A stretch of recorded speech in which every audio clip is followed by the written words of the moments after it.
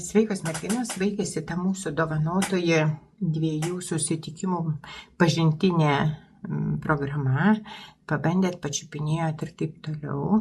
Ir vis tik aš gaunu tokių laiškiukų, kad nebrangus malonumas ir taip toliau, ir taip toliau. Tai aš jums pasakysiu taip tos, kurios iš tiesų norite sulieknėti. Ir iš tiesų jums finansinė padėtis neleidžia susimokėti tų 2,99.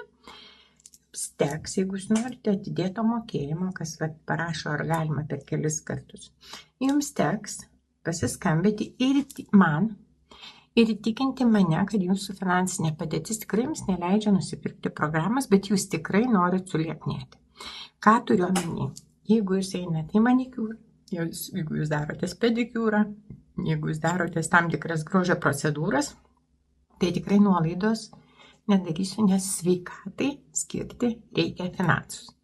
Bet jeigu jūs esat garbaus amžiaus, sakykime, mano ir vyresnių, jeigu jūs iš tikrųjų gyvenate iš pensijos, tai tada skambinkit ir man paaiškinkit padėtį ir galbūt aš leisiu. Jeigu jūs sugebėsit mane įtikinti, aš jums leisiu programą įsigyti, už programą susimokėti per 2 kartus. Mano manimu, tai yra pats geriausias sprendimas, pats geriausias pasiūlymas, atsiprašau, kokį aš jums galiu pateikti. Tai va, iki malonių susitikimų drąsiai.